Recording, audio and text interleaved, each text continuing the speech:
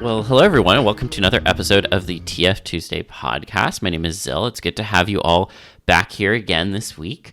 It has been a bit of a warm one, honestly, and I thought we were kind of done with the warm weather, and I'm annoyed. I want it to be proper September weather. I'm done with this heat bullshit. More excitingly, I am joined by my illustrious co-host, K-Libra. How are you doing, K-Libra? Doing a little better. It's been like a few weeks since I've actually been on the show, but It's been a month. A month? Yeah. I think longest break I've taken, for the show and everything. But yeah, here I am, and there's plenty to tell, but not for this show because it's not what this show is about, right? It's apparently about the weather and other things. Surprised you think that weather is happening. Yeah, weather is happening, but I don't know. The weather's been fucked up because the climate's been fucked up. Yeah. Yeah. It's nice to be back. It's nice to be in the position to be back, and it's nice to be able to tell people again to join the Patreon. I like to make sure that people are aware of it off the bat because, that way you can lend whatever little support you'd feel like lending. But other than that, glad to be able to speak again on the show. Yeah, it's good to have you back. And I'm excited because we have a special guest, as always, joining us today. And we're going to really get into some things that are very near and dear to my heart, namely Dungeons and Dragons and mythology and all that good stuff. So, Bavarii, if you'd like to introduce yourself. Yeah, hi, hello. First of all, thank you for having me. Feels very special. I'm basically long-time listener, first-time caller, so to speak. And I'm Bavarii, or just Bav for short, like my friends call me online.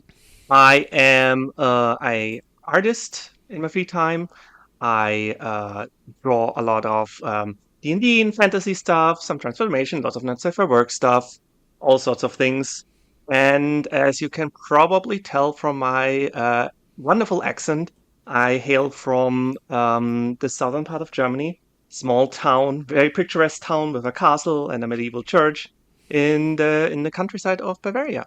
Yeah, amazing. No, it's great to have you, and I got to say, I've seen your stuff for a good while online. I remember, I think you used to go by Capris, or that was at least one of the names you used. Yes, that was the name I originally had on for Affinity before I settled on Bavarii. And since you couldn't change the usernames on for Affinity for the longest time, Yes.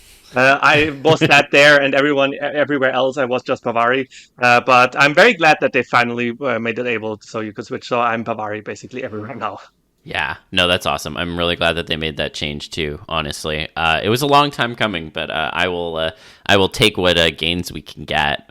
And I guess one of the things that really drew me to your stuff when I first came across it was how it kind of touched on a lot of mythological concepts. And, there's a lot of myths, especially like Greek ones, that have stories of mortals or gods changing into animals either via punishment or through powers. And so I guess I wanted to start off at the ground level and understand what mythological stories really inspired you when you were starting to get into transformation art. Yes. So I've been, since basically as long as I can remember, I've loved Greek myths, just history in general. I was devouring books and books and books from the library, and I still remember very vividly one that we had at home with all the classic Greek myths. And it actually one of in that book where I really remember very well that has stuck with me a lot, and that was basically the story of Theseus and the Minotaur. Especially for the fact, because even when I was back then as a child, I was thinking not oh, Theseus the great hero, but rather more oh, Minotaur. It's it wasn't his fault that he was born like that, and then he gets thrown into the labyrinth and then just gets killed. I always felt a lot of sympathy for the Minotaur, and I think both that myth specifically, but also the general lore around some of the deities I felt very inspiring, in particular Dionysus and Mm. the Bacchanali, and unsurprisingly Pan and the fauns and satyrs. That's always were the ones that was the most fond of, because like you mentioned, like punishment and stuff. Like many of the myths where you have like gods and turning humans into creatures, or Yeah, a lot of plants, lots of plants, surprisingly. a lot of plants. It's Yeah. always like because the gods being like incredibly petty, like just this just because like they didn't humans being just like curious or not doing what the gods want, and just like changing them into all sorts of things. So that's why I usually like the other stuff more, where it's more like the unusual, the fun, the scary. That's always I think enjoyed the most. Hell yeah. No, and I gotta say, especially the Theseus and the Minotaur. I mean, that one's a pretty particular one, and I mean, there's so much art I think that has spawned from Yes. that myth alone. Oh my I god, mean, it's yes. kind of crazy. This is actually also another thing, because like I love going to museums. Like whenever I get the chance to travel, I seek out the museums where they have like ancient stuff, or natural history museums, etc. And I always enjoy like when they have like collections of antique art or pottery and stuff like that. And especially Yeah. for the Minotaur, there are some really, really beautiful ones. I think my favorite that I've seen so far is actually not. I mean, of course, most of them is like the Minotaur being killed by Theseus, but there's one in particular that Hmm. I'm not sure where I've seen it, but it's so cute because it's basically the Minotaur as a baby, where it's being swaddled by its mother, and it's just like this child with Oh. like a little baby calf's head. It's just so cute, and that I just thought, yes, this is what I want. This is more like how was he growing up? What was he like? I don't think he was like eating people out of like as a child already or something like that. I think that's Yeah, yeah, exactly. and I think that's also what I enjoy. It's not, of course, transformations are super fun, but also the Hmm. whole thing surrounding it, like the whole culture, the consequences and everything. It's just the whole. It's incredibly fascinating, and of course, not only the Hmm. Greek stuff, but because you also have like in for example the Norse mythology, you have also a lot of like transformation, and there it's more like, for example, Oh with yeah. the trickster god Loki, and that I also really enjoy, because it gets the shenanigans basically are so much fun. Yeah, Loki likes to have a lot of fun in Norse mythology, and takes on a variety of forms, which is always very exciting. You said that you liked kind of the culture around the consequences of like transformation and such. Are there any that like jump out to you as like they really like pulled you in, or they hooked you the first time you like were exposed to it? That's a good question. I think for most of them, it's like very much like the person gets transformed. That's it. That's the story. But one in particular where I do remember it, which is like actually really interesting, because it also Hmm. contains several aspects that I enjoy, and that's the myth of the musical contest between Pan and Apollo. Uh, basically, uh, in that myth, Pan was challenging Hmm. Apollo to a music contest, judged by a mountain god, and of course, Pan with the pan flute, Apollo with the lyre, and Hmm. naturally, Apollo, judged by that mountain deity, won. However, at the same time, King Midas, the one with the golden hands, um, Yes. listened to the whole thing, and he was like, "Nah, that's bullshit." Pan won, and as you know, Apollo was very cross with Midas, and basically gave him donkey ears. And this Oh, is, okay. yeah, as his punishment. And then, of course, then it basically actually continues like that afterwards, because he's like so embarrassed of it, and he's trying to hide it, wearing a hat and stuff. and only I think his barber was able to know about it. And it just Hmm. continues on like a little bit more like that, and then he has to do. I think he has to do some sacrifices to turn him back or something like that. But it's like this. I really like this one because it's not just the one thing, but also what comes after, and um, that's always very fun. Or another one, just because I'm thinking of it, with also including Hmm. transformation, would be the whole the journeys of Odysseus in the Odyssey, as Oh yeah, yeah. particularly with Circe and the pigs and everything, because there you also have like not only it's kind of punishment, but it's more of a magical nature and uh, how he gets back his crew and everything. Like Yeah. that's a more more narrative, I would say, and Hmm. that's always fun. I always like these sort of things where you have a little bit more going on than just like uh, the myth where something happens and that's it. Yeah. A lot of these stories, the way you're talking about them, really reads as like, this is a really stupid thing that happened to me today, and it involves these two guys, not nobody I know, and definitely not me. But I'm gonna tell you guys about it, and this is the moral of the story, and this is what this is what happens to bad people like that. But nobody I know, and nobody you know. It's just like one of those, like, I don't know, it's like old subtweeting.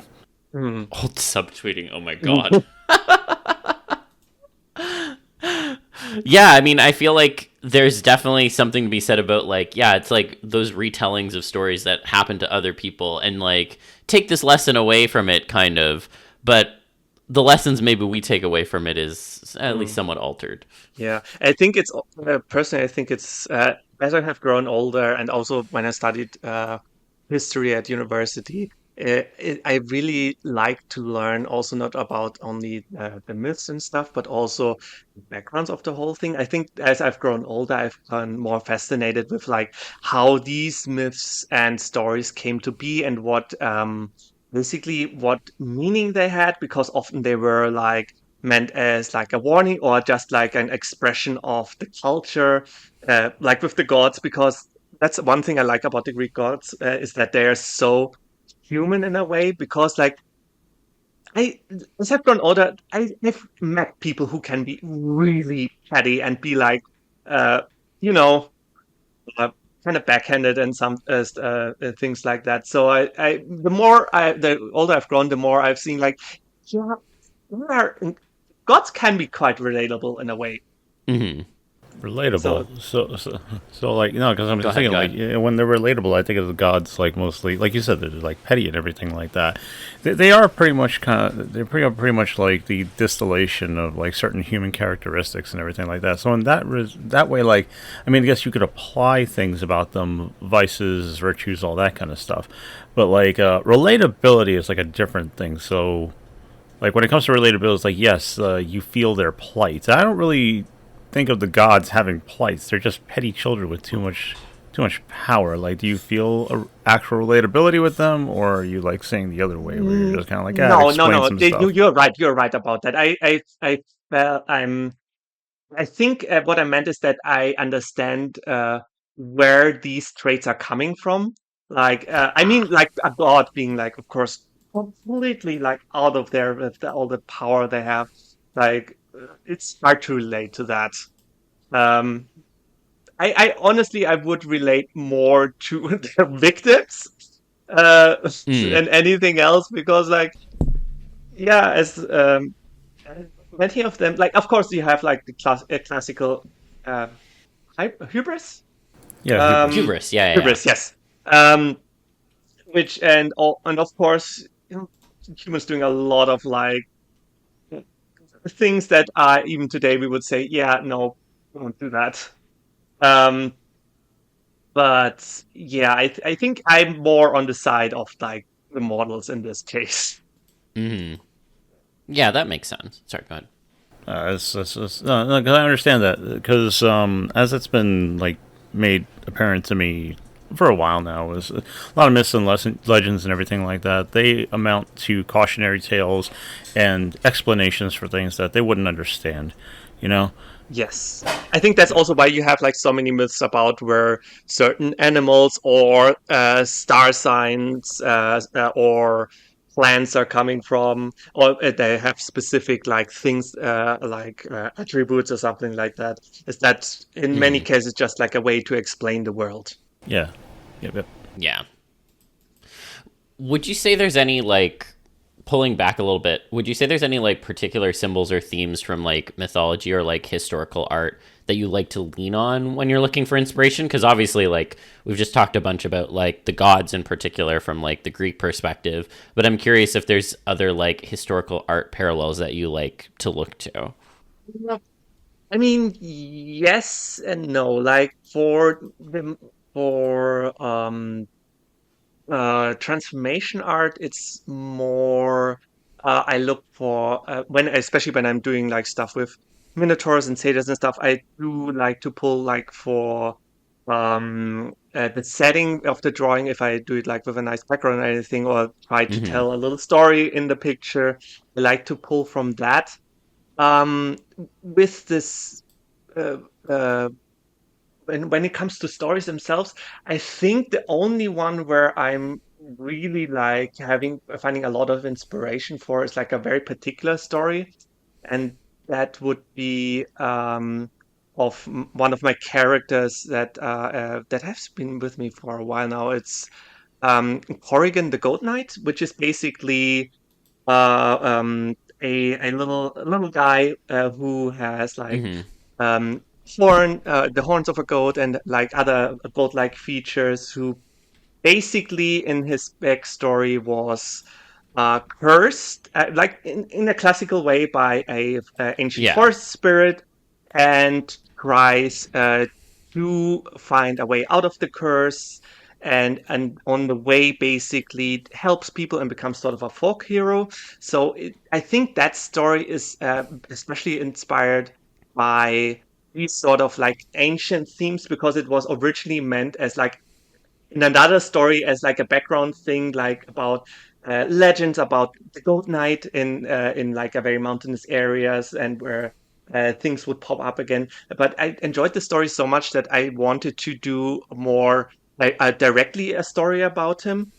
And Mm-hmm. basically he's like the one character that I've been meaning to do like a bigger thing, like especially like illustrations and also comics at some point, because Mm-hmm. it's really something where I want to like include a lot of the inspirations from history. For example, the setting, which would be kind of based on like the migration period and locations like the Alpine regions and things like that. Lots of things that I really enjoy and that I've seen. So that's a project that's very close to my heart. Only problem is, especially comics, take a lot of time and effort, so I haven't really done Yeah. much. I've been like recently, I've started doing a little bit more. I've done like outlines and whatnot, but that's where I really dive into the whole thing and pull a lot from the inspirations. Um, Mm.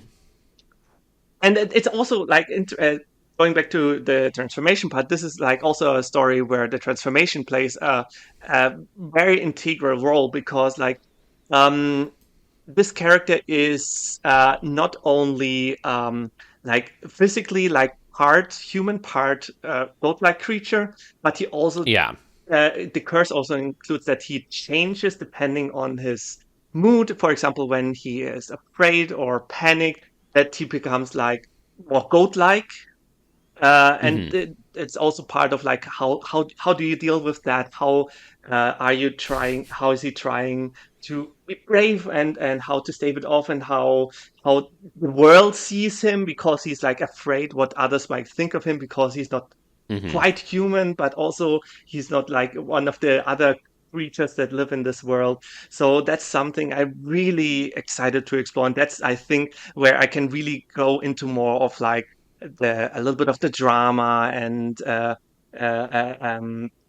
more because my other art is more like usually very a lot about pleasure and fun and everything, and there can Yeah. a little bit of um uh, yeah, a little bit more dramatic storytelling. Yeah, it's an opportunity for you to flex some dramatic themes that you don't feel like you necessarily always get the opportunity to explore. Exactly. Yeah.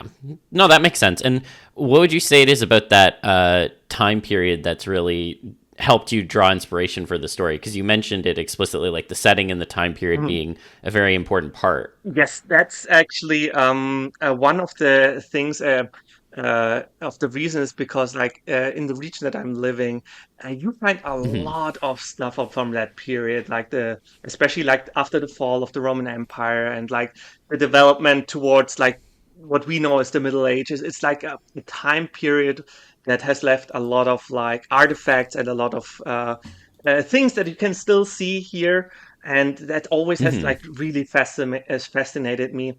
And also, it's like I feel interesting because it's like such a time of change and turnover and uncertainty, which especially, let's say, the last 9, 10 years has been very intense.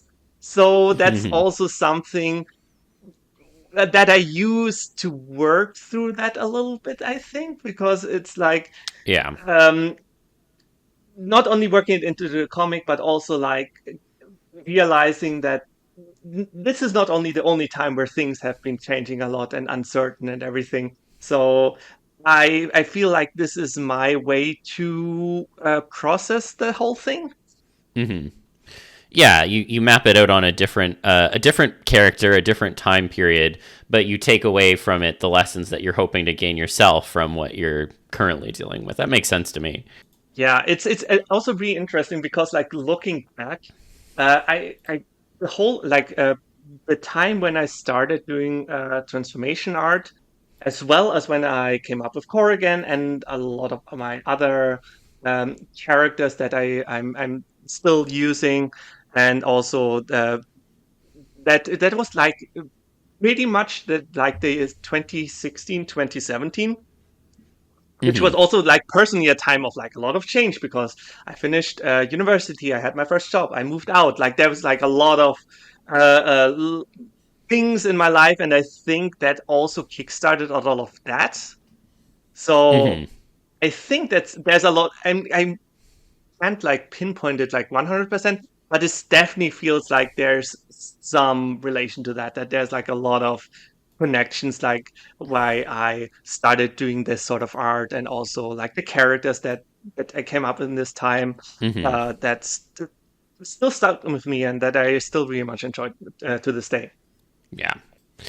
Would you say that in terms of like those things that have stuck with you since, have they continued to guide you forward in terms of what you want to focus on creating art, or have you also then like branched off into other areas that were unexpected to you? I would say so. I think the biggest like thing that happened to me is when I started playing D&D, which was also at the start of 2017. That was like such a huge trajectory for me to like doing new things, creating new characters, trying new art, and really just expanding my whole what I want to do with art. Because before Yeah. I was mostly doing like general fantasy stuff, like uh, um, with like some story ideas, but nothing super uh, uh, um, uh, feasible. And after that, I started to get more evolved with certain fantasy themes, but also um, creating characters that I really enjoy, and that where I put a lot more of myself into, so to speak. Where I feel like many of the characters before were like had like fun designs, very surface level, but they weren't going that deep. And only I think with when I started playing D&D and really thinking about and putting my whole it sounds kind of silly, my whole being into certain characters, it was like, yeah, I want to do more with these characters. I want to go deeper. I want to explore them and just have fun with my friends. And I think that was probably the most important thing that I've that changed for me in my artistic, but also like in my general life, because I found so many new friends through D&D.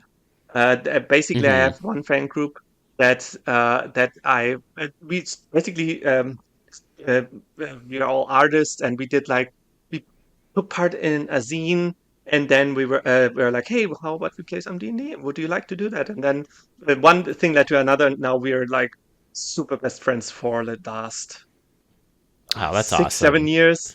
And I'm being very, very grateful for that. Yeah, it's fun. I very much relate to that in the sense of I think I've been playing D&D for roughly about the same time period as you have, because I think my first campaign started in 2017. So, yeah, it's a great playground to kind of experiment with ideas and really kind of build collaborative stories and also kind of a sense of community. Exactly. Yeah. So yeah, I love hearing that, and I do want to get to that, but I have one or two more questions I wanted to ask just about some of the mythological stuff, and one of them is in particular, like a lot of your earliest pieces of artwork online really focused on fauns, satyrs, and minotaurs in particular, and Yes. I feel like with those pieces, there's like generally an inherent emphasis on like physical power or virility or like animalistic energy. And so I was curious if you consciously like to play up those kind of erotic undertones with those pieces, or has it always just been something that was inherent to those sorts of transformations in your mind? That's a very good question. I think partly qualities of these, especially for the satyrs and fauns, is like already in there, because in traditionally they are very strongly associated with, as you said, virility, sexuality, and these sorts of things. So I think that was basically our the starting point, because, like as I said, I did enjoy them before, but it was only that then that I also started to do more like erotic art with them, or just like the transformation art. Hmm. Um, I think I did play more into it, because like you don't really have many transformation stories with satyrs or minotaurs, but I do really like this idea that with the because traditionally you don't really have male satyrs. No, sorry, Hmm. female satyrs, and only male satyrs around. So there is like this idea that satyrs like going out having fun with humans, maybe, and some of them then turn themselves into satyrs. I found very enticing, as like also as a bit of a lore thing. Hmm. Um, so I think partly it's already there, but I definitely enjoy having a bit of a focus there. Also with the Hmm. minotaurs, like there's especially uh, with the strength, the power associated with them.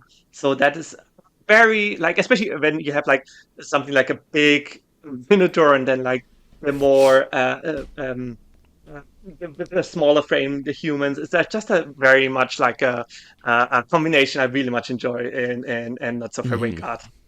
Like the size Yeah, the size disparity. difference. Yeah. Yes, yes, Yeah. I do enjoy size difference. I have to admit that.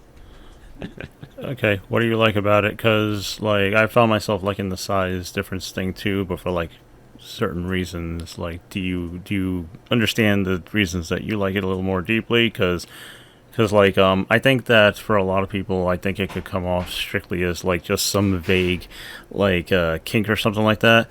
But there's like a certain comfort that people can derive from it, and there's like more to explore. So like just real briefly, what's the size difference thing for you? Like what's in it for you?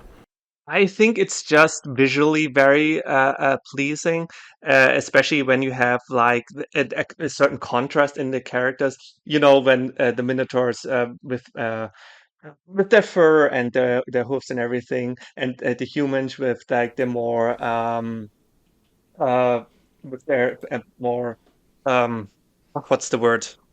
Uh, non-furry skin, the smooth skin. Um, Smooth skin, yeah. Yes, it's just especially when and then with the different size, with the big hands of a minotaur holding the smaller human. It's just like I really like that visually. It just gives you such interesting things to play with when you draw. It's just I think um, it's very appealing in a visual sense. For me, it's like when I do not so work art. It's not only, of course, on the one side, it's kind of kinky, but also like I do enjoy from an artist's point of view. I do enjoy the visuals a lot. Like they can play with the poses then, and also with the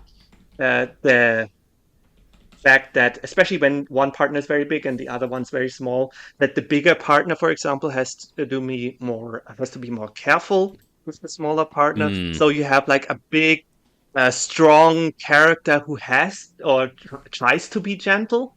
So that's yeah. something where you have like, instead of like being big and powerful isn't everything, because if you are with someone else, you sometimes have to restrain yourself a little bit so they can enjoy themselves as well. Yeah. At least for me, I do enjoy that sort of thing. Yeah, exactly. There is like a sort of comfort in that that you can find. Plus, like, yeah, the contrast just make you appreciate. I think like both, because I think that it can make your big, cool, attractive monster like that much more apparent, because you're just like, oh, they're big, but how much bigger? Look at that, and Exactly. all that other Yes. stuff. Yes. Yeah. Yeah. So yeah, all right, that's cool. I mean, like, yeah, like I can relate to some of that, but it's cool because yeah, I take away like some similar things too when it comes to size disparity sometimes. So yeah, good stuff. I like that. Yeah. No, I Yes. agree.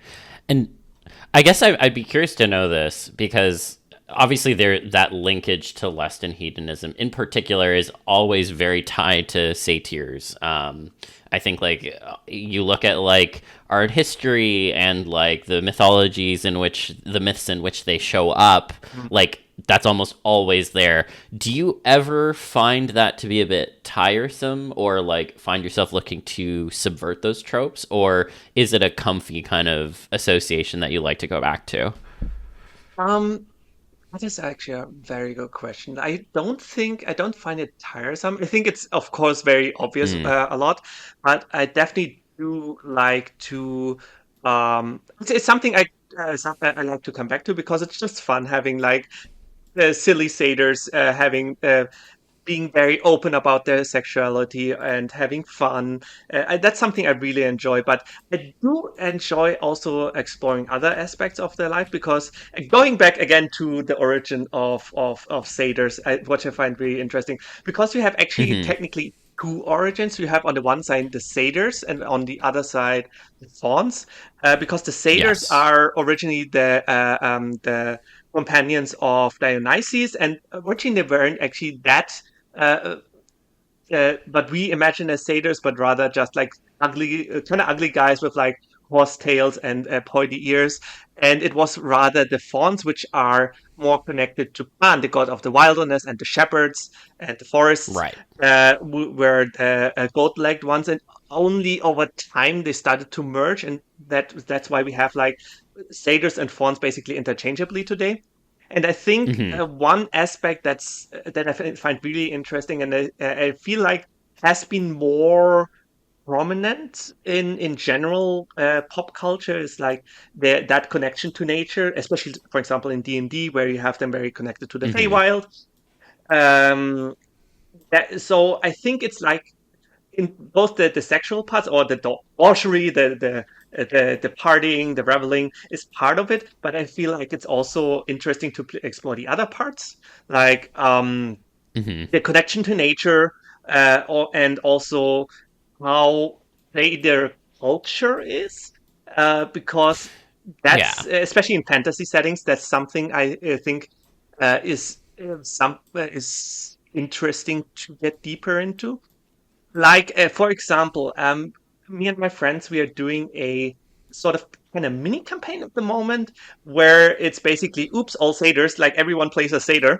And we are, and it's really fun, because this exactly, this sort of like diversity, what I mean, because they have like, they're satyrs, but they have all completely different personalities. Some are a little bit more sexual, Yeah. others are just like, I'm playing one that is like just incredibly stupid, but a really sweet guy.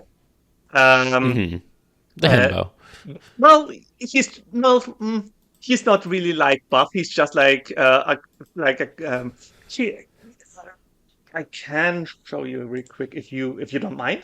Oh yeah, Yeah, yeah, go ahead. absolutely. But also, like, I just want to say, like, I actually had this conversation. I had a conversation about this like a couple of weeks ago. Like, how like Yeah. Himbo is really just kind of like a set of characteristics and an impression that you give. I don't think Yes. I think it has very little to do with the kind of shape you're in, and very much more with the kind of attitude you have. Exactly. Yeah, like because basically Himbos is usually it's like usually a very buff guy who is not the smartest, but is like has a really good heart. Like I love playing Himbos. Like they're Hmm. so much fun. But sometimes Yeah. I just like playing plain stupid characters. And Oh yeah. yeah, Cornelius is one of them because he has like there's nothing between those ears. But he's just extremely chill and plays his little concertina like he's a bard, and Yeah. it's just fun to play. And it's just to enjoy like doing voices with these characters. It's just I think yeah. Going back to the original question, like I think it's part of it, but it's also fun to diverge and try something different. Like Hmm. I think it's yeah. I would say like it's part of it, but it doesn't have to be the only thing. Yeah. Yeah. It's funny that you mentioned like the whole satyr fawn culture thing because it's the thing that I realized is that with a lot of these stories, when you say something like "Oh, Pan the goat god" or whatever, it's kind of like it's the only one, so there can't be a culture. But then the question becomes, like, "Oh, was there another one and another one?" And then then you have questions, and then uh, I guess like people sort of assume that there are more of them, but a lot of times there aren't, and we just kind of assume that there are more. Like I really don't think that. I don't know. Like I get both impressions that like there are minotaurs, but really wasn't there just one, and that's why the story of the minotaur was Yes, a exactly. a like a remarkable story because like there is Yeah. this monster and it's like part man, part bull, and it's like yeah, but wait, why is there another one? Like I don't know, Yeah. but like yeah, trying to make sense of it is a very fun thought exercise and creative Yes. exercise. So with the Minotaur, yes, it was just this one, and I think it was only really through fantasy media, and also partly D&D that the idea of like Hmm. the a race of Minotaurs appeared. Although I think with the fawns and satyrs, we do have like stories where there's like lots of different than them because I think there's Pan was also supposed to have like offspring. So you do find like basically in antiquity, people also figured that there are like multiples of these sorts of creatures because I think they were also associated a lot with like nature spirits. They were basically like the male equivalent to nymphs. Yeah. Um, so you could find them everywhere where you had like wild nature, wilderness, and that's these sort of things. Hmm. Yeah, no, I really dig that, and I think like to both your points, like expanding the mythology from was very much a narrow story into something that's much more encompassing is one of the great things about sort of collaborative storytelling and these kinds of imaginative thought exercises because we kind of are able to imbue these creatures and types of stories with a lot more meaning that is more personal to this current day and age. And I guess then, as a last question before we move on to some other stuff, I was curious to know if there's any other mythological creatures that you've been kind of creating or itching to create art of, but you haven't really gotten the opportunity to yet, or have had any sort of like hangups in terms of taking that creature out of whatever story it was in and giving it kind of a new lease on life based on whatever thoughts you were having. Uh, I feel like one of the creatures that I really want to do like more art of ironically is dragons, like actually like proper Mm. full-fledged dragons because like I do a lot of like Yeah, dragon yeah. adjacent art, but I realized I haven't really drawn any like proper dragons in like forever and ever. Like I can't even remember if I have drawn them in like the last decade or so. And I would really, Hmm. because I feel like I really enjoy dragons as a concept, and I would love to do some good designs for that, especially since I'm also DMing a D&D campaign where I would love to at some point get the characters to encounter some dragons. So that would be a perfect opportunity to do that. But in general, yeah, I would just love to do more chill dragon art. Um, Yeah. yeah, it's really strange why I haven't really like dipped my toes into that sort of thing, which because they're Hmm. so like omnipresent almost, and there's some really really cool dragon designs, especially in recent years, that I found very inspiring. So I would definitely love to do that. Um, Nice. yeah. Would you say there like do you know what it was that's been holding you back, or is it just more like, oh, they're so omnipresent that you haven't really felt the urge to like give it a new spin or try to like integrate it in your own way? Yeah, I think it's partly that because I yeah, I mean there have been like so many, and usually you find like when uh, you just need like some art of a dragon for D&D. It's usually you have so many in the books and everywhere, so I didn't really feel the need to make one, so to speak. Mm, But I would definitely love to do that at some point. Just nice. yeah. Awesome. Well, we've kind of been dancing around it. I'd love to talk more about the D&D angle, because I know it's something very near to and dear to my heart as a DM. And a number of your OCs kind of hail from these fantasy based settings. In particular, we were just talking about dragons, but you have many dragonborn characters too. And so I'd Yes. love to hear a bit more about how you kind of developed them and how they maybe ended up in any of the D&D campaigns that you're in right now. Yes, I love Dragonborn. They are, besides Minotaurs and Elves, probably my favorite, or maybe the favorite of the races I like to play. They're just Hmm. really fun. Like as I said, I love draconic characters, and I basically started when was it? Like that must have been 2018, which was when my then boyfriend, now husband, started DMing for me and some friends, and it was I think at that time when I got the uh, like the physical players guide from Oh D&D. yeah. And I was like, "Wow, you can actually play Dragonborn! That's so cool!" And I tried my hand at it. I should also mention one thing, but also probably related to me liking Dragonborn so much, is that I've been a huge fan of dinosaurs since I was very little, and that has been especially in recent years where I've been getting more into like the scientific part of like I'm reading a lot of like scientific like papers and follow the paleontological developments and stuff. So I feel like that also made me more likely to play a Dragonborn character because I do pull from the design some aspects from actual dinosaur anatomy. For example, how I do the feet or part of the skulls. Um, uh, and yeah, and I think, yeah, 2018, the first character then was Asquas, who, as as we mentioned before, he is actually a himbo. Started out as a Eldritch Knight, but then I later on I switched him to a Paladin, Hmm. and he is actually the sort like I'm still playing him today actually. He because like we had like during COVID we had like a bit of a hiatus, but then we Hmm. basically restarted the campaign. That's when I changed him to Paladin, and I've been playing him Right. ever since. Like I think we are at section 40-ish right now, and it's still going strong. And he's just a lot of fun to play. And from him, Hmm. interestingly, uh, came the ideas for my other Dragonborn characters because, like, in his backstory, he had like lots of siblings.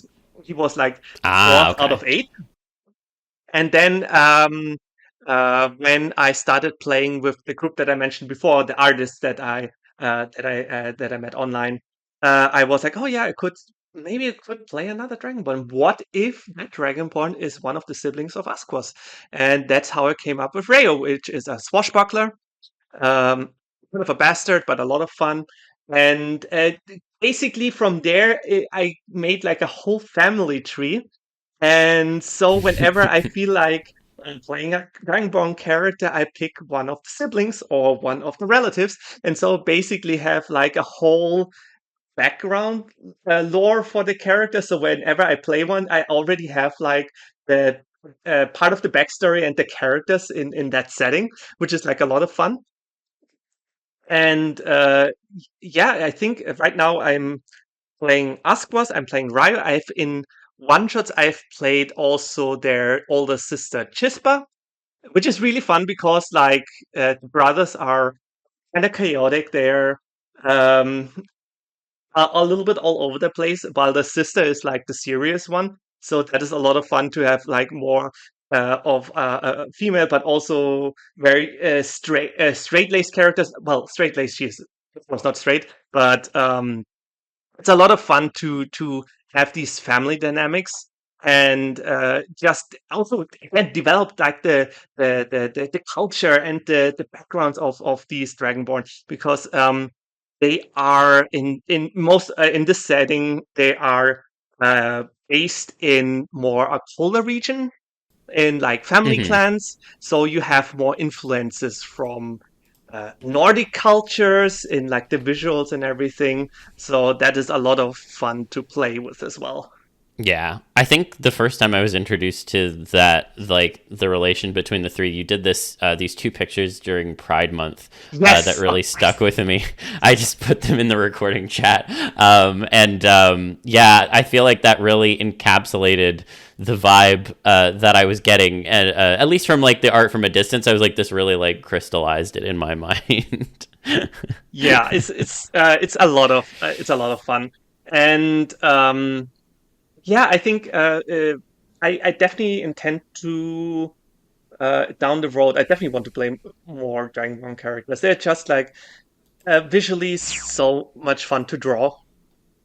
Hmm. Because they have like you can give them so much character with like the shape of the horns and the body types and everything, and uh, yeah, and also like their physical abilities. It's just like I really enjoy them. I do Hmm. I do. I guess I'm both a bit of both a furry and a bit of a scaly, so to speak. Hmm. But yeah.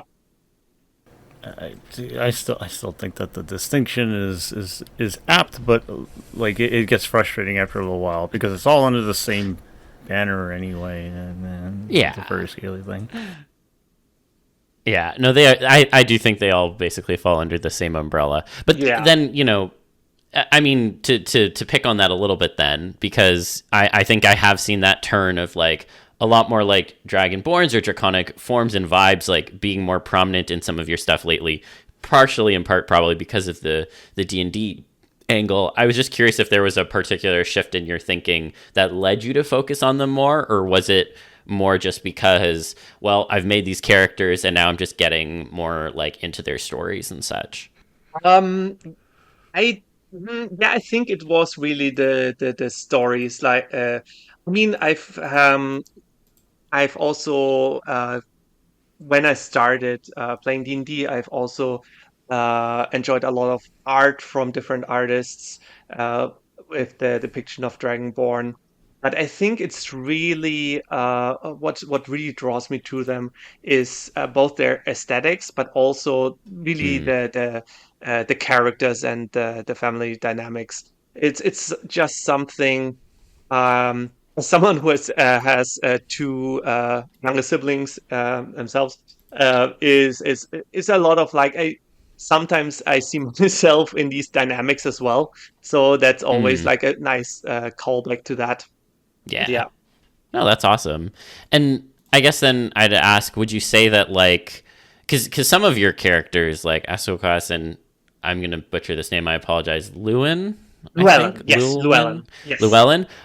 They have like these inherent connections to transformative magic, but not all of your characters do. And so I was curious, like, what elements do you enjoy in terms of like integrating transformation into characters' abilities? And do you ever feel restricted when the like OCs that don't Hmm. have those abilities are on the field?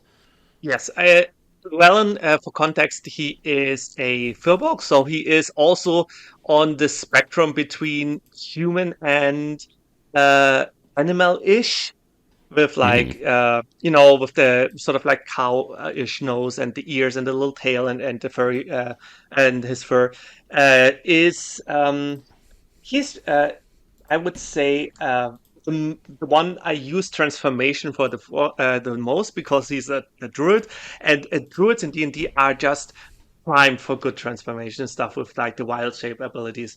It is it is a lot of fun, I have to say. He is like I originally went into the character basically with the idea that he's sort of like a witchling, like he's Hmm. his grandma is a witch and he's like in training. But over the course of playing him, like the most fun I had is basically him just using his wild shape to transform into all sorts of animals and uh, for all like completely silly things with the other characters and driving them mad with like his shenanigans. It's a lot of fun, and I think I really didn't expect this part of the druid to be so much fun. And I definitely at some point I definitely want to play another druid, and then maybe something more in the more human part, so probably an elf. So you have Hmm. get even more out of the transformation when it's like I mean like Llewellyn is already like kind of animal-ish as mentioned, so it's Yeah. definitely would be even more enticing to have that with like a more human character. Um, for the other characters, I do one thing I did notice is whenever I make a character that is more on the furry scale, like Dragonborn, Minotaur, etc. I do often tend to make a human version as like an afterthought because I'm like, oh, how would they look as a human? Out of curiosity, and then I'm of course thinking, well, how can I use that for TF art? And I usually one thing I often use a lot is in especially in the stories themselves Hmm. is that basically I mean the good thing is in the D&D settings there are so many great ways to do transformations like with spells, potions, etc. uh, so it's very easy to find reasons, but I one thing I've often feel drawn to is basically that characters like Asquas or Theron, my Minotaur that I've also played a lot in recent years, that they would like to be more part of the human society in a way, like Hmm. going out drinking, for example, not like standing out over everyone 2 feet taller, but just being like, mingling, being part of it, maybe finding a one night stand who isn't like afraid of them because they look so different. So I do like the ideas of them sometimes using potions or polymorph or other spells to basically take a human form. And Hmm. then I often draw the parts when they actually turn back, which is like especially fun when, especially in not so favorable situations. I really enjoy that when, to the surprise of their partner, there's suddenly this normal-looking dude suddenly turns into a huge dragonborn. So that's how I like to approach it. Hmm. Um, but I don't feel limited. Going back to the original question, I don't feel Yeah. limited for Yeah. Yeah. characters who can't do it because there's so Okay. many ways to still do it, and it's really fun to figure these ways out. So there's if there is a will to do it, there's a way, so to speak. Nice. Well, then I guess I'd also want to ask. I mean, like, I'd be remiss to not mention, like, when we talk about fantasy settings, and obviously this ties to D&D. There has been a little bit of a sprinkling of werewolves in your art too. So I wanted to ask if there's anything specific you enjoy about them, or if you kind of play with them a little bit, but for whatever reason you're not like fully invested in them. Yeah, I've done very relatively few werewolves.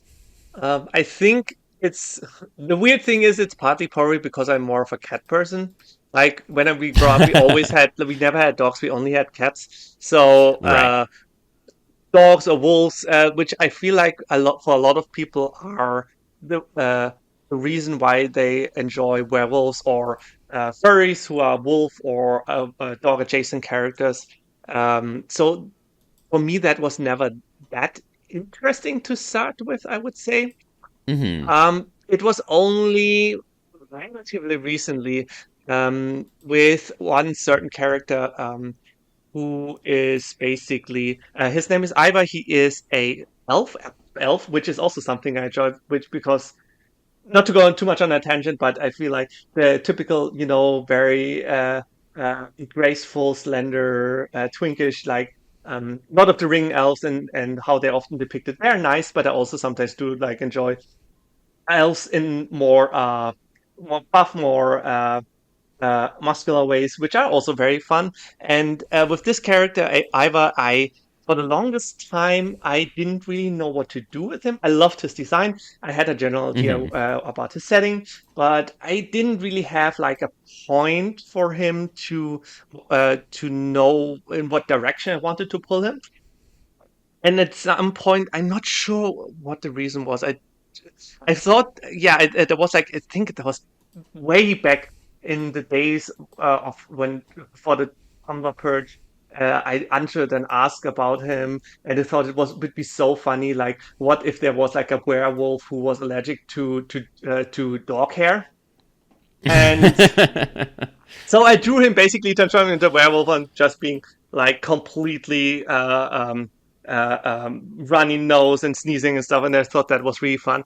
And it was only like this year or last year that I came across this art again. And I was like thinking, "Hmm, I could make use of that."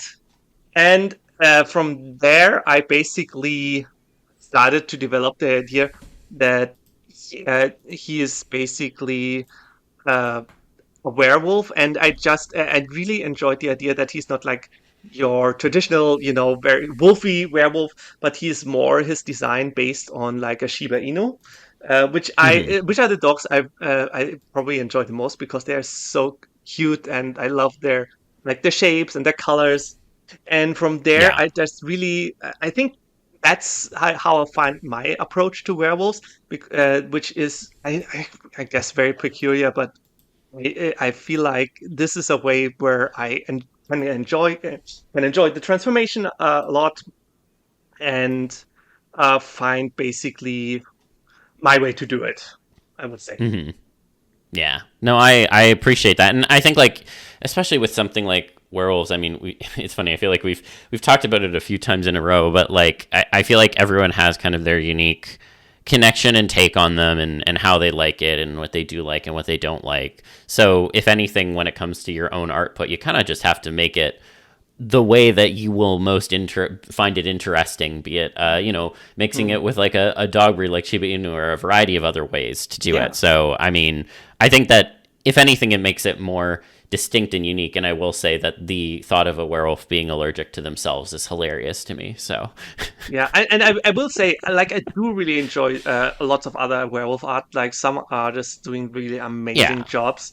I just for myself, I didn't feel like I really want to draw that because, like, there's so many other transformations I really enjoy. But I think with that, I really found like a way that works for me, as mentioned. So Hmm. I'm very happy about that, and I definitely would like to do more with him because like again I now have like an approach what to do with him so I can also use him more in stories or in different art or maybe even D&D, who knows, if I find like a good Yeah. subclass for him, it might be fun. Nice.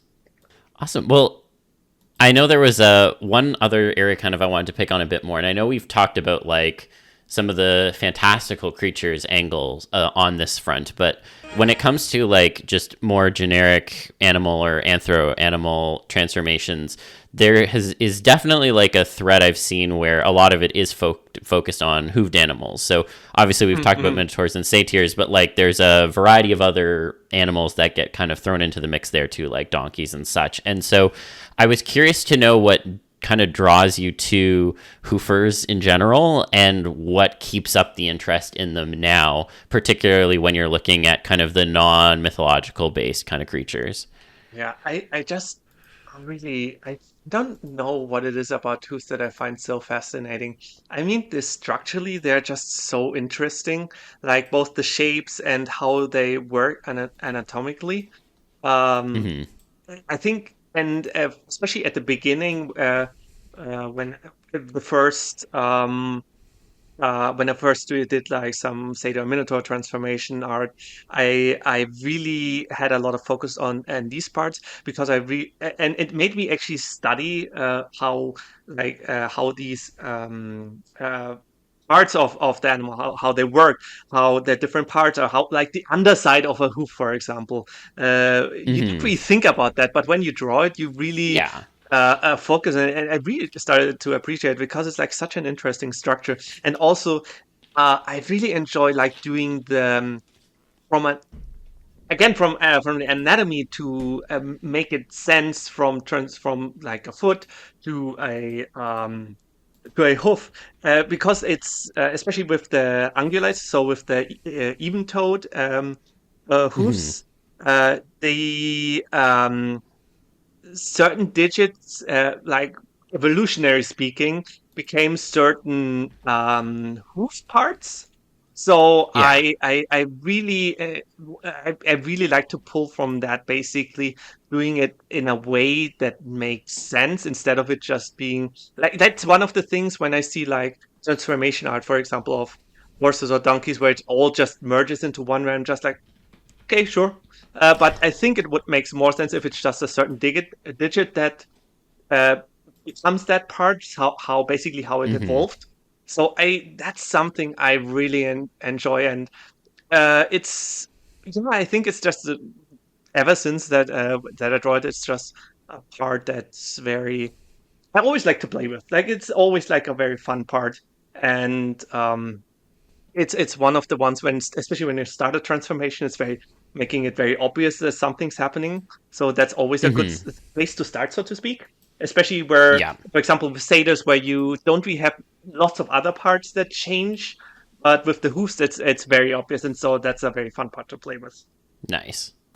Yeah, the funny thing is that you mentioned that you're not really sure what it is about hooves that fascinates you, but yeah, sometimes it really just is a thing that there are little things that like click with us, and then we just kind of like I don't know. It could be as simple as like the silhouette that it creates, or like how it melds with other characteristics and stuff like that.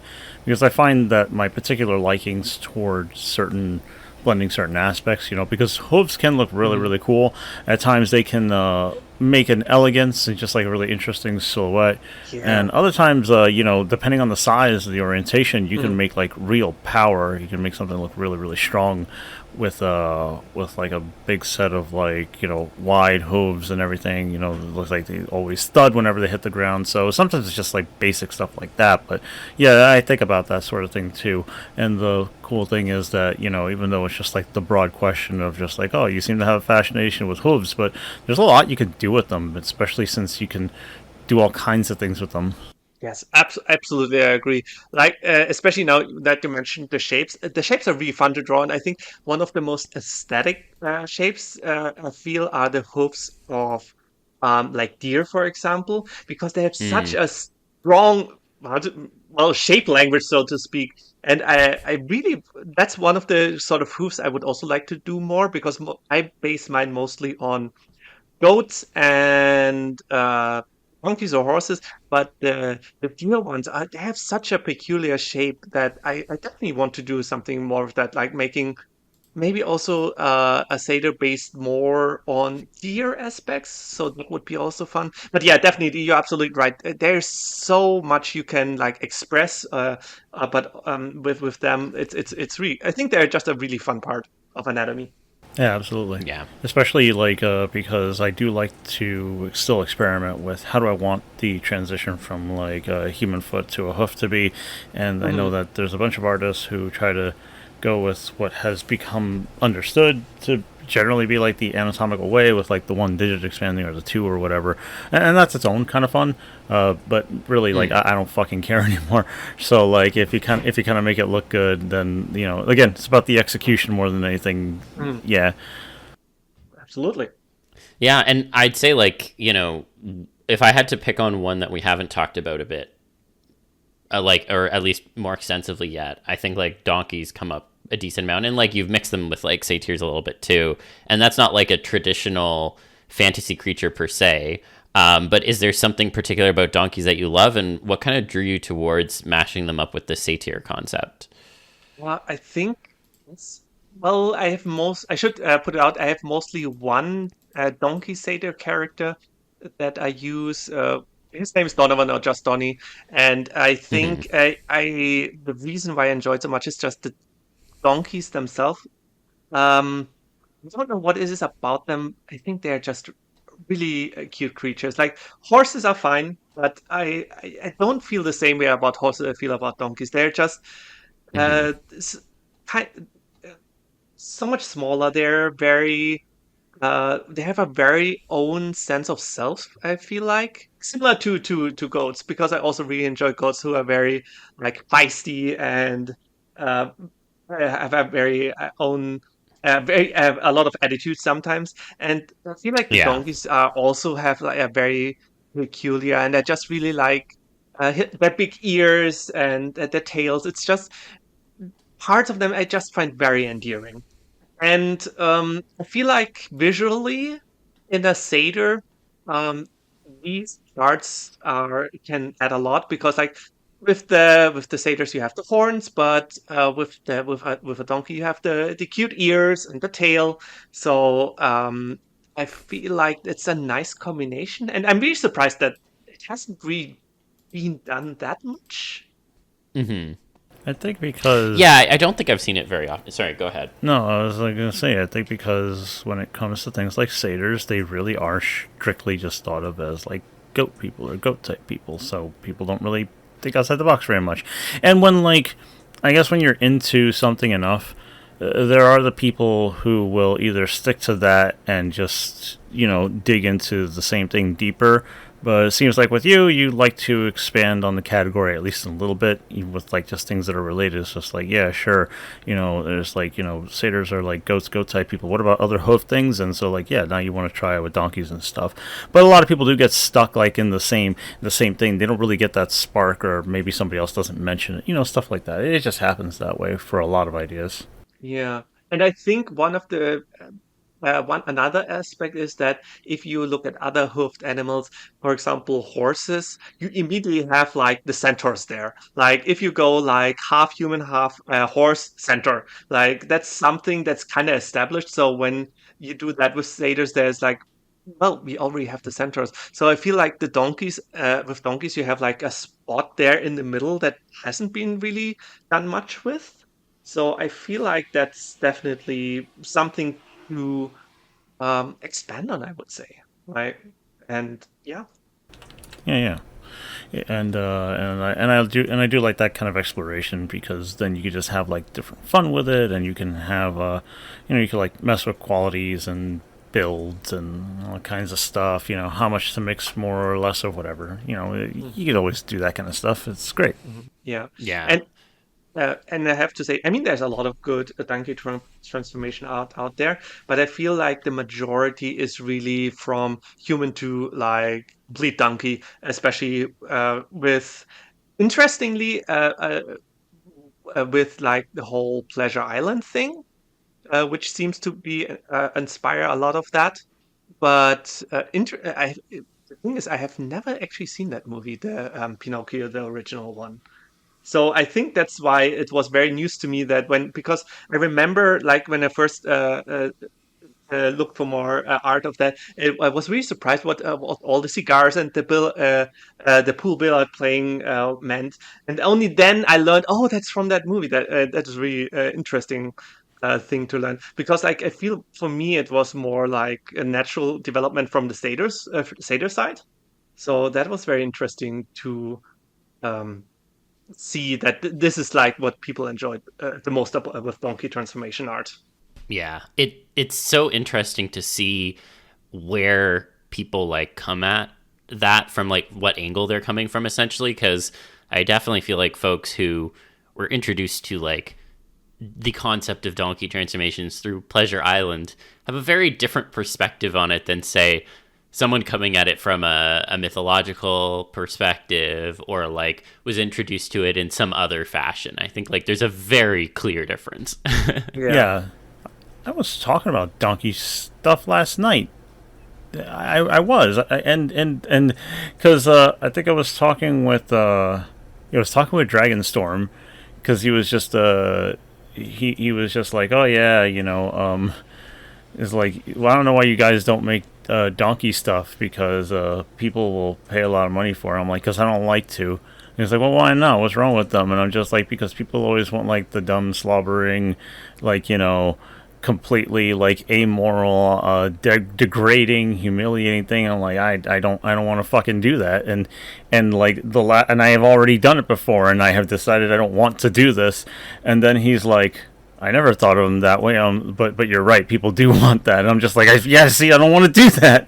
And it does come a lot from like the Pleasure Island and all this other stuff. Because donkey is an insult in like so many fucking ways. And then yes, the reality behind the creature is that they are, they're smart, they're strong, and they care. And exactly. It's like, but that's not the impression that people have of them. So they are a symbol of degradation. And while I can appreciate that, it makes me want to care about them more, and I like being able to care about a donkey, and I like that. But to apply that to people and to open myself up to it, that's likely what I'm gonna get thrown at me. So like, it is cool to see somebody just kind of like explore that. Not in that way. It's good. I like that. Things are more than just like the one thing. Yeah. Don't you people like change? Come on. Yeah, and that's I'm not a fan of that. So as you said, like the degrading and like the stupid donkey and the whole like terror of turning into a demeaning thing like a donkey, because like it's more so much more to it. Like they're and I think that's also plays a lot in the transformation art that I draw, is like not usually not the horror, but it's more something that can be enjoyable, that is fun, that can be surprising, but also is in general not a bad thing, because like I don't enjoy this sort of like where people turn into like mindless creatures. I think the part I enjoy the most is it's when it's like basically it is animal, but not like completely. They're still human. Like I do like the mix of like both human and creature aspects, because like it's for me it is really the mix that makes it interesting. Yeah, I agree with that. And also, like, I always thought that if you just kind of lost your mind and lost all self-awareness and stuff like that, it always bothered me, because then how are you even supposed to enjoy the change? I'm not going to get into, like, big thing, because I know we brought up, like, the identity death discussion a bunch of times, but, on, like, the very narrow aspect of, like, people wanting that or wanting that for somebody else, morally or not, I just wanted to, like, I always think of, how are you supposed to enjoy what happens to you if you're not even there anymore? Yeah. So, the same goes for just like, now you're stupid donkey brain, whatever you think that is. How's that supposed to be fun for anybody? It's just fun for the observer, and that's, I don't know. I think that's cruel. Yeah. I mean, if people want to enjoy it, sure, but I think there are more fun ways to explore that. Yeah. And I think about like that mix in particular, the one you mentioned about like having like the mix of like human and having like at least a little bit of an element of that in like a lot of the transformation process. And in particular, when you've kind of done stuff with like minotaurs and satyrs, like they don't have like a canon design. They always have like a mix of like human to some degree in them. And I was curious how you settled on like your own personal mix there. Yes. So for the satyrs, I usually go for a very, I would say, classic look. Just for part mostly human with like the ears and the horns and a little bit more fur around the body. While for the minotaurs, actually it changed for me. I started out with like the classic look, with Mm, like bull head, humanish torso, mostly hairless, and then the lower part being uh, bull again. But at some point, I felt like aesthetically, for the minotaurs, it's nicer to have like the full fur cover. Um, I think it's mostly, I mean, it's partly influenced by some of the furry art because I think aesthetically it's very nice yeah. looking to have like a complete look, and also if it's considered like a separate race to have like the um it makes more sense to have like the whole look for this. Meanwhile, if I feel like if you do that for the status to make them more goat like, they don't really read as satyrs that much more and more like goat folk. So I feel Hmm. like, I mean, you can give them more like a bit of like more goat-ish nose, for example, that still is reads like that. But I do like the more human look for them. Um, so to differentiate them more, I Hmm. think. If that makes sense. Yeah, no, that makes sense, and I think that kind of mixes fun, particularly when like you're talking about like the way you want to structure the nose bridge and such. I think there's a lot that you can do with that can really emphasize that kind of combining of the two, both the human and the other creature that's kind of being brought in. Yeah, I do like to play a little bit, especially with the nose structure. For example, in characters like Corrigan and Hmm. Johnny, because there I do have like more the aspects of the creature drawn in, because they are also they are changing in their nature. Yeah, But for like the classic satyrs, I'm just fine with like the human look. I think it's cute either way. yeah. No, I dig it. Awesome. Well, I did want to make sure I save some time for audience questions because we got a few interesting ones. And the first one comes to us from Bolus, or sorry, this one comes to us from Max Velocity. And the question is, after being TF'd, how long do you think it would take before you stop getting jump scared every time you look at yourself in a mirror?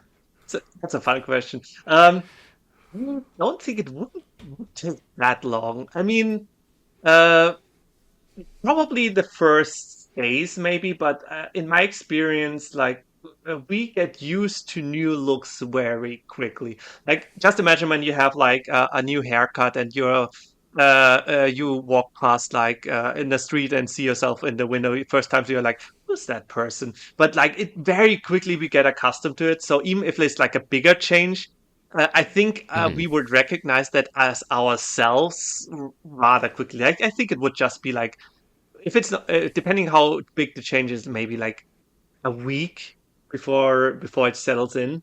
Yeah. Wait, a week? So like, wait, you said like how many times? So like, you mean like a week of like changes, like continuous changes? Because like I don't know. No, no, like after it's done, Yeah, after basically. it's done, and then basically you see yourself always like that. Oh, I think that I don't know about jump scare. I think that would happen to me throughout the day. I think it'll take me about a day to like wake up and be like, "Yep, still there." The jump scare would be the first part, Yes, and true, true. after that, it's just me wondering, like, man, is it gonna stop? Is it gonna stop? And then after a while, then the process just becomes am I going to be okay with myself? That's really it. I think it really will take only just like one day for me to look in the mirror and be like, and that's it. That's it. First time ought to be pretty much the only time, or at least the first day where I'm just like, But that's how I'm pretty sure I'd feel. Yeah. Yeah, I think it would probably take me like maybe like 2-3 days at most. I definitely think that there's something to be said about like if you are having like a slow burn change or something, that would be the more kind of thing where like you're going to be constantly jump scared. I mean, hell, like even just like, you know, my own like fitness stuff, that has happened every so often, but like that never really stops if you're continuing to have those changes. Whereas once you've kind of settled in, I think, you know, it only take like a little bit before you really kind of was like, okay, this is how I look now. And, you know, kind of moving forward, kind of changing your internal mental model of yourself, I guess. Yeah, also, I think it depends on how often you actually look at yourself. Because if you're someone who just like constantly looks at certain every reflections, it's probably less of an issue for sometimes who just like looks at themselves like once a day in the mirror, in the bathroom or something like that. So that might be more jarring then. That's a good point. Yeah, I do notice. Yeah. I do now realize that I am more accustomed to looking at myself in a variety of ways. So, easier for me to probably get used to it in some ways. Yeah, no, absolutely. Awesome. The next question we have is from Bolus, and the question is: suppose you created a new method of triggering TF that is completely unrelated to anything anyone else has ever thought of before. What challenges would be associated with spreading the idea amongst the TF community? So I guess an example would be like the first person who did the hoop TF. How would you have like gone about spreading that? That's the problem with something like okay. So it's like an internet phenomenon, and everybody just take a look, or maybe you have an example or something like that. There seems to be a thing where it's not so much the person who invents it, it's the person who finds it and shares it. That seems to be the way that the attention gets actually acquired. And it was years ago, but it was something like very frustrating about it. I think somebody even like tried a bit of a social experiment. It was an artist who painted something, and they posted it, I think, to Reddit. And then this person was like, "Oh yeah, they didn't get much attention." So then they made another account to be like, "Hey, look, my friend painted this," and got way more attention and way more like accolades for it. Be like, "Wow, this is nice. Wow, this is nice. Wow, this is great." And then it's just like, That's really, really fucking frustrating, isn't it? So like, it's tough because spreading it could end up meaning like you. So depending on how much you care about credit versus you want the idea to spread, it would be: do you care if you get a lot of credit? Because the best way to spread an idea might be for somebody else to pick it up and then do it themselves, and they happen to like just pop off because of that, and it's your idea and you really thought of it and you were playing with it, but like, I don't know, somebody else's like little bit on it like works or gets the attention. So like just consider that. But to answer the question more directly, I really think that when it comes to spreading an idea, I think that if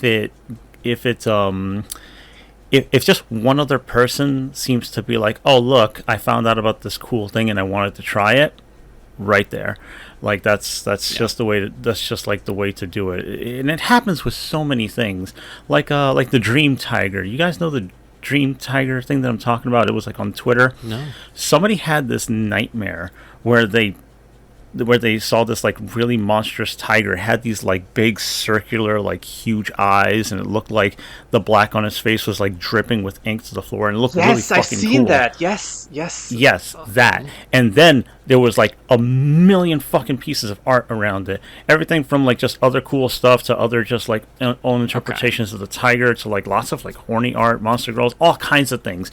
But then like sometime after, when it like blew the fuck up, the artist like tweeted to be like, "I'm glad people seem to like this, but that dream like horrified me. I don't understand why people are doing this, you know? Yeah. That's And- wild. Yeah, so like it's kind of like this one person made it, and it's just like, oh, that's amazing, but when does it pop off for real? When somebody else makes art. Same for the Bowsette thing. The Bowsette thing was a throwaway joke, and somebody was like, I had to make this whole thing, and that is what sparked it. Not necessarily the original art, so much as like somebody else is like, I love this character idea so much I made my own. Now it's an institution. That's pretty much what seems to happen on the internet. So like that's like how you spread the idea. It's definitely the meme, almost meme sort of factor, at least for these things, where someone makes something and someone else does a variation of it or uses it in some other way, and suddenly everyone does their own thing with it. I'm not sure with like TF triggers, it would be probably more peculiar. So maybe you have like just one artist who really champions it, maybe, and then people start picking it up. But I could definitely see it happening, like you said, that like someone does it like for fun or just a little thing, and then someone else picks it up, and then it from that person it pops off. I can definitely see it like happening in both ways. Yeah. Yep, like it.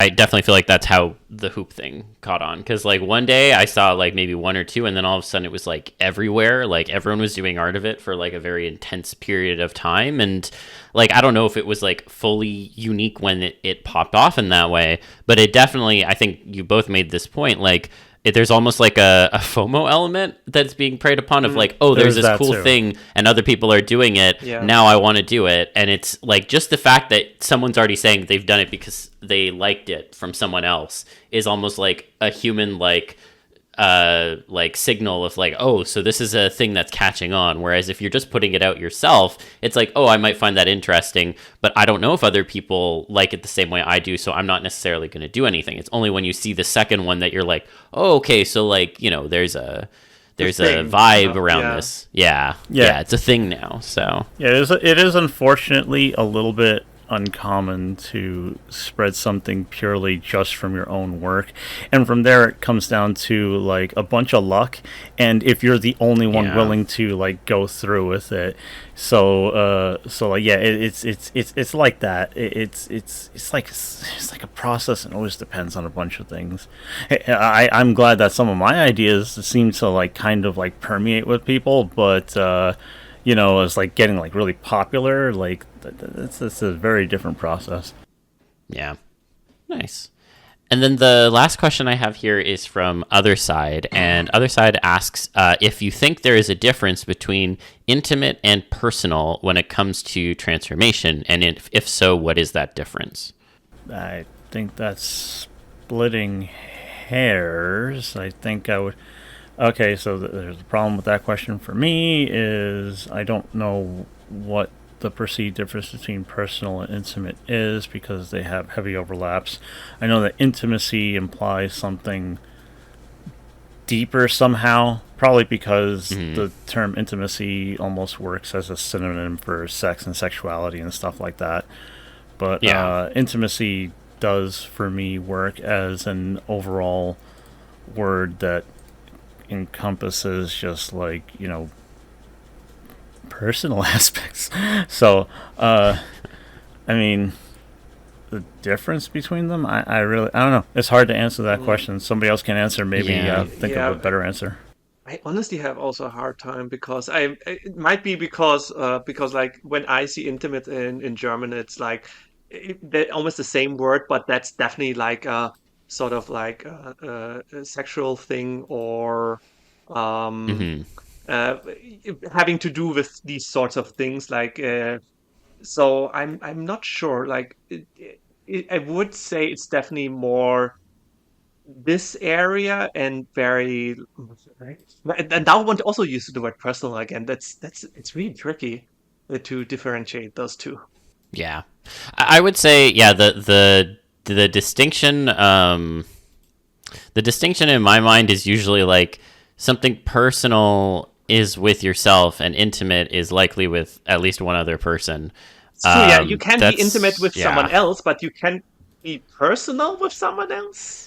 Well, I mean, yeah, they really are synonyms, but like I guess intimate implies like deeper. But there is also yes the very good point that intimacy kind of invites another person or even people. Yeah. So I'm sorry, dude. The question is a little difficult to parse. But I think we had an answer. We had an answer for it. Yeah. Yeah, I would say so. Okay, so like, I guess I'll try to like add a little bit something else because I was trying to parse the question more like itself. But if it comes to like intimacy and transformation, it has to do with like enjoying the vulnerability. There's a relaxing element to intimacy with it, and when I am talking about intimacy, I am talking about having somebody else involved, sexually or otherwise, and that's the difference. When it comes to personal, it's I guess it's like a different kind of freedom. There's a Power Man 5000 song that has the lyrics. It's like something like freedom isn't something that you can buy or steal. You have it when you're alone. And it's like, oh yeah, that does make some sense, doesn't it? And when I think of personal stuff, I think of solitude. And there's a special quality to being able to enjoy oneself, especially in the fantasy of turning into something else when you're on your own. So that kind of would be the difference. I guess one would be introspective and the other one would be interpersonal. And that's like mincing words and stuff like that, but I'm doing my best for your question, damn it. Yeah. No, I think that works, honestly. Yeah, I would say so. Awesome. Well, that was all the questions I had. I don't know, Bavarii, if you had any questions for us. That's a good question. That's the problem when you don't really think about questions before, and I'm always like, I'm feeling. It's just a hot seat thing, you know. Either something happens or it doesn't. That's all it is.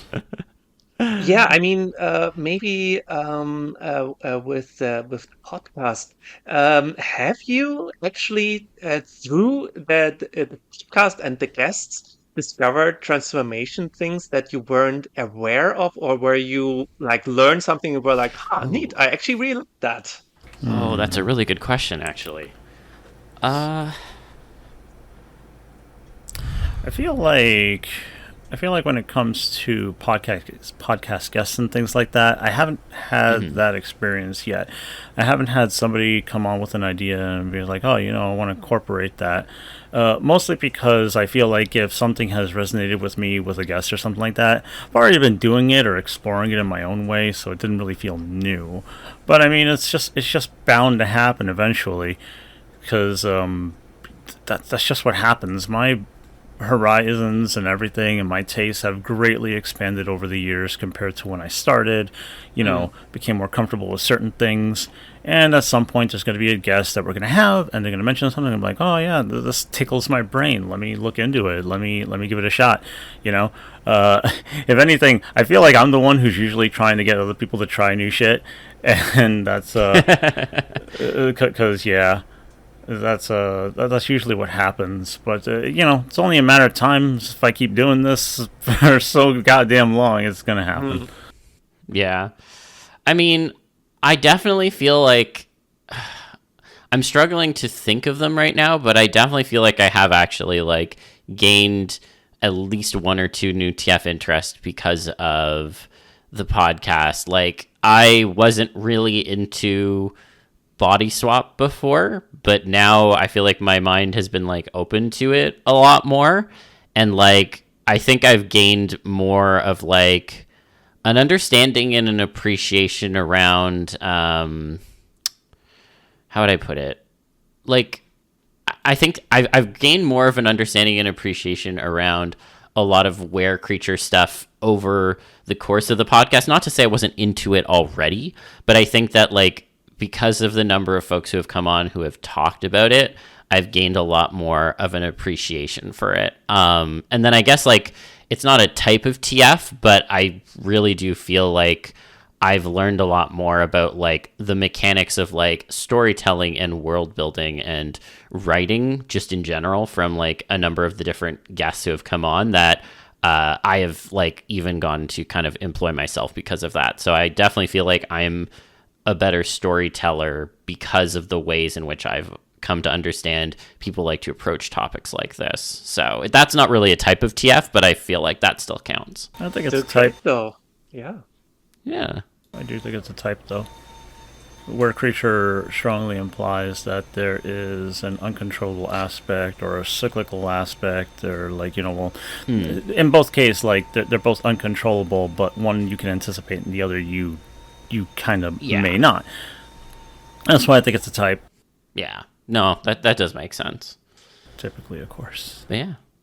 Awesome. And of course, I mean, hey, I have to mention this because it's my thing. Like, I think my affinity for pool toys has increased about 10,000% over the course of the podcast. So that's mostly my own doing, but I think that counts too. So. I mean, you fed it, and like I did. That's what happens. Is like you come in, you're like, I like pool toys, and everybody's like, oh, you do, and then that's the thing that's gonna stick out in people's minds, and it's just like, I haven't done it in so long, but it's like, oh, you're the frog guy, and I'm like, yeah. And I'm like, wait, when's the last time you even made? Whatever, man. Now people are gonna keep feeding me. Okay, fine, whatever.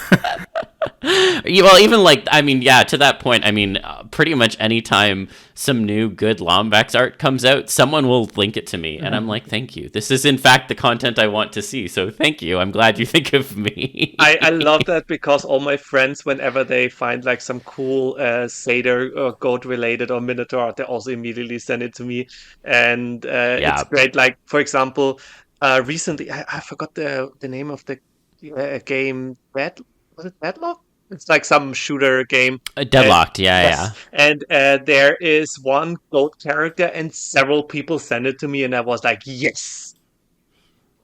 Lee, I think his name was. Awesome. Like, it's a great design, honestly. There's sorry, not to continue this tangent too much, but there's a game that has a really interesting like antelope / goat kind of character. What's the name? Sunderfolk. Have you heard of Sunderfolk? Hey, no, I have not. Huh. Okay, I'm gonna.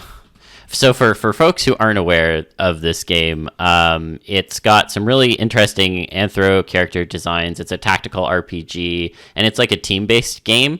I haven't played it before, but I'll just put the link there. I know a lot of people who have enjoyed it. So I'm just gonna. They have a nice picture of the character I'm talking about on the front, so I'm just gonna drop that there for your consideration. Then. Yeah, it looks really nice. It's weird. I haven't heard that one before. Again, haven't played it personally yet, but I've heard good things. So nice. At the very least, it's got good character design. So. Yeah, my husband also loves playing AFK Journey. Oh yeah. And they dropped a new trailer for the new season today, and there's also like a amazing looking like goat antelope adjacent character in it, and I was just like, yes, wonderful, more of it, please. Nice. Yeah. And I mean, hey, if you're looking for other good anther designs, I mean, Dislight has some great ones that I've seen. Yes. Yeah, you're in there. It's funny because when you were talking about like antelope type character, my brain snapped to Mighty Gazelle, but he doesn't look anything like that. Yeah. Awesome. Well, thank you so much for coming on, Vaff. And if people are curious to see your stuff online, where can they find you? Well, I am mostly active on Blue Sky under the username Bavarii, but I also post on Fur Affinity a bit less often, but also more or less regularly. I also have a Patreon, which is basically just like a what's what words like a tip jar? TipTop, yes, thank you. TipTop Patreon. So basically, it's the place where I post my art first because I'm really bad with hosting art. Otherwise, like it takes me forever to post it. But with the TipTop Patreon, I paste it like immediately. Try to paste it immediately after I finish it, so it's out there. So if people are interested, they can check it out. Awesome. Fantastic. Well, thank you so much again for coming on, Baff. It's been great chatting with you. And It was a lot of fun, honestly. Yeah, no, I'm really glad to hear that. And thank you so much, everyone, for listening. I hope that y'all enjoyed listening to this very fun and tangent-filled episode. And in the meantime, I hope y'all continue to stay hydrated out there and get some rest. Your body needs it. Keep an open mind and stay TFy, and we'll see you back here again next week. Yeah, and hopefully I'll be here next week. Hopefully alive and all that kind of stuff. Alive and well. You know, you want to be alive and well. When people say, oh, I'm just existing, you want to be okay. Be alive and well, all right? Yeah.